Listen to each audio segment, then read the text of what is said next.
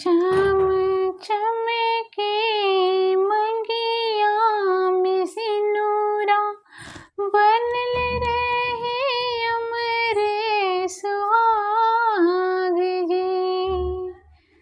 चम चम चमके मंगिया में सिनुरा बनल रहे हमरे सुहाग जी। फलल फुलाइल रहे बाबा सैया जी के नैया के बाग जी।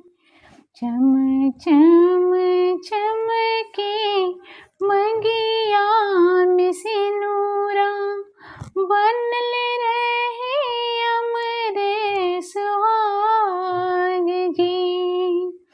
गौरा जी के रवा दिहनी ओहे मिले पिया जी के प्यार है।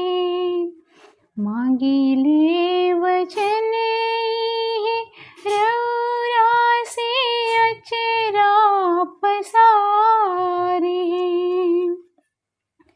इतने आशीष शीस दीती ना छूटे। इतने आशीष शीस दीती न छूटे। सातों जन्मवा के साथ जी। चम चम चमकत मंगिया में सिंदूरा बनल रहे हमरे सुहाग जी। तीजे के परबिया पर मांगेली बेटिया आशीर्वाद जी। सिंगरवा सुहागिन के रखबी बाबा आबाद है। पति परमेश्वर के नैया न बिसरे।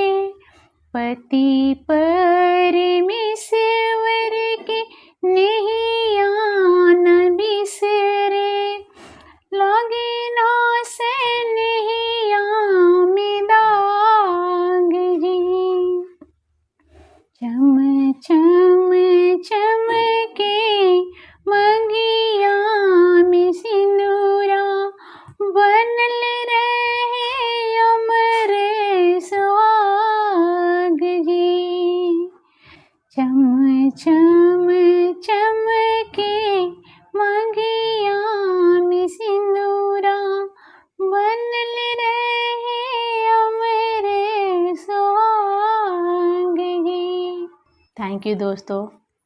आप लोग को अगर यह वीडियो पसंद आए तो वीडियो को लाइक कीजिए, चैनल को सब्सक्राइब कीजिए और शेयर ज़रूर करिएगा। कमेंट भी करिएगा कि आप लोग को यह गीत कैसा लगा। धन्यवाद।